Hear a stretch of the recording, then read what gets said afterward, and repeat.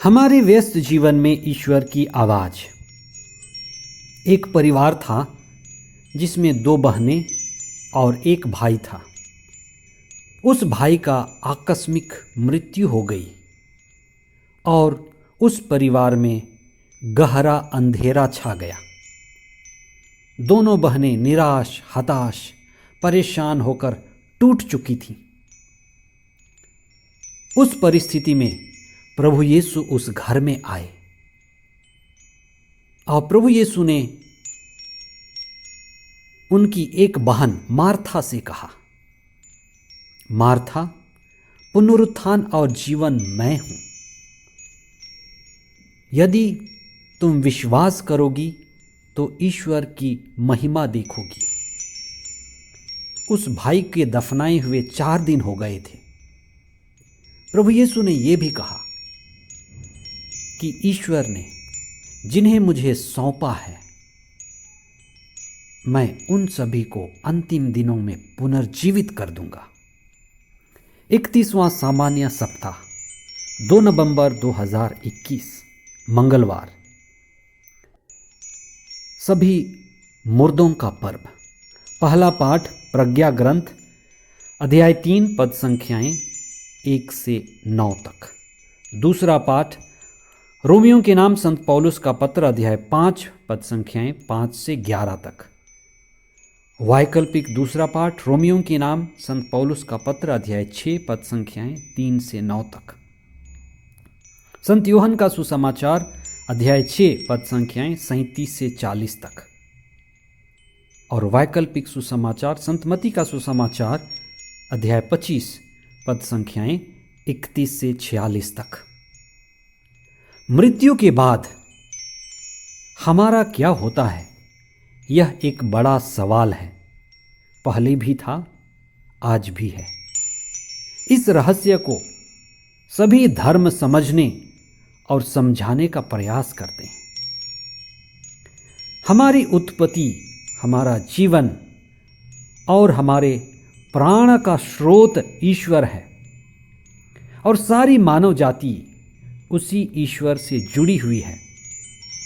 Bible हमें बताती है कि ईश्वर ने मनुष्य को अमरता के लिए बनाया है। शायद ईश्वर को यह पता नहीं होगा कि मनुष्य जिसे वह अमरता के लिए बना रहा है मर सकता है या एक दिन मरेगा। जैसे प्रभु की दिव्य वाणी कहती है कि वह मनुष्य को मरने के लिए नहीं बनाया था, लेकिन अमरता के लिए बनाया था। लेकिन मनुष्य ने उसको दी हुई आज़ादी खो दी, आज्ञा का उल्लंघन किया, आदेश को नहीं माना और वह मृत्यु का शिकार हुआ। उत्पत्ति ग्रंथ के अध्याय 5 में हमारे पूर्वजों की एक बड़ी संख्या है, लिस्ट है, जो हजारों साल जीते थे। लेकिन मनुष्य के पाप में गिरने के बाद उसकी आयु 120 वर्ष हो गई और फिर कम होती गई। स्तोत्रकार ने गाया है कि हमारी आयु 70 बरस है, स्वास्थ्य अच्छा हो तो 80 बरस। लेकिन यह भी दुख, तकलीफों और परेशानियों से भरा हुआ है। आज हमें हमारा जीवन एक सपने जैसा लगता है, कितना छोटा। ऐसा लगता है कि अभी हम आए थे और तुरंत ही हमें जाना है। इस दुनिया में हम सभी यात्री हैं। आज मसीही समुदाय सभी मृत विश्वासियों के लिए विशेष प्रार्थना का आयोजन करती है, विशेष करके उन दिवंगत आत्माओं के लिए जिनको पाप क्षमा की विशेष जरूरत है, और उन परिवारों और उन प्रियजनों के लिए जिन्होंने फिलहाल ही अपने परिवार के लोगों को, प्रियजनों को खो दिया है, जिनकी हालत मार्था और मरियम की तरह है। और उन भाई बहनों के लिए भी जो मृत्यु शैया पर हैं, हम उनके लिए प्रार्थना करें, उनको तैयार कर सकें।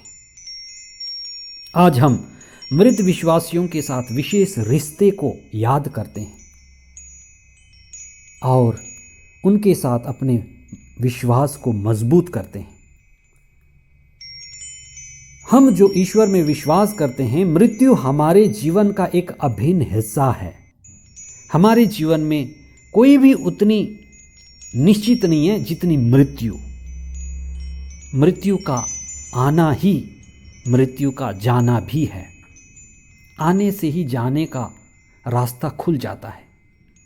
इसलिए हमें एक ही तैयारी करनी है अपने अच्छी मृत्यु की, कि अंतिम क्षणों में हम मुस्कुराते हुए इस दुनिया को बाय बाय कह सकें।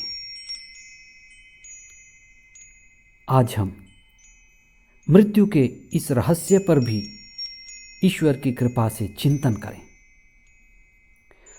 अब बात यह है कि हम मृत्यु को कैसे जीत सकते हैं। मृत्यु को जीतने का तरीका क्या है? प्रभु यीशु का तरीका ही मृत्यु को जीतने का तरीका है। प्रभु यीशु कैसे मृत्यु को जीते? वे ईश्वर से जुड़ गए। मृत्यु को स्वीकार कर लेना ही मृत्यु को जीतना है। प्रभु यीशु ने कहा, मैंने संसार पर विजय पाई है। वे कैसे विजय पाए थे? वे मृत्यु पर इस तरह विजय पाए थे क्योंकि वे स्वेच्छा से ही हमारी मुक्ति के लिए मृत्यु को स्वीकार कर लिए थे, मृत्यु को गले लगाए थे। इसीलिए उन्होंने क्रूस को भी गले लगाया। इसीलिए ईसा ने कहा, जो मुझ में विश्वास करता है वह कभी नहीं मरेगा, और जिन्हें पिता मुझे सौंपता है मैं उन सबको पुनर्जीवित करूंगा। उन्होंने मार्था को विशेष रूप से कहा, मार्था, यदि तुम विश्वास करोगी तो ईश्वर की महिमा देखोगी। संत पौलुस का दृढ़ विश्वास था कि ईसा हमारे लिए मरे और हमारे लिए जी उठे, और वे हमें भी अवश्य पुनर्जीवित करेंगे।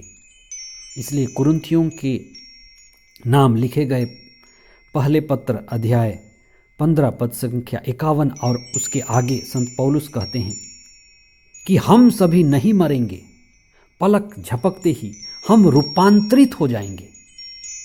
इसीलिए हम निराश ना हो, हताश ना हो, प्रभु पर दृढ़ विश्वास रखें। जैसे संत पौलुस कहते हैं कि अब मैं नहीं जीता, प्रभु मुझ में जीते हैं। हम चाहे मरें या जीते रहें, हम प्रभु के ही हैं और कोई हमें प्रभु से अलग नहीं कर सकता। न भूख न तलवार, कुछ भी नहीं। इसलिए आइए हम प्रभु पर दृढ़ विश्वास करें और अपने इस जीवन में ही मृत्यु को भी देख लें और मृत्यु की तैयारी शुरू करें। हे प्रभु, हमें मृत्यु के भय से मुक्त कीजिए। हमें तेरी दया और कृपा मिले कि हम अपने इस जीवन को पूरी तरह से आपको समर्पित करते हुए जीवन बिताएं और अंतिम दिनों में हम निर्भय और अभय बने। हमें पवित्र आत्मा की शक्ति और सामर्थ्य मिले कि जीवन हमें जो भी रास्ते से लेकर जाता है हम उसके लिए तैयार रहें। हे क्रूसित यीशु, हमें भी मृत्यु के प्रति तेरा मनोभाव प्रदान कीजिए। हमारा विश्वास ऊंचा रहे और हम मृत्यु के लिए भी तैयार रहें। हमारे सभी मृत भाई बहनों को आशीष, कृपा और अनंत जीवन प्रदान कीजिए। ये प्रार्थना हम करते हैं हमारे प्रभु ख्रीस्त के द्वारा। आमीन।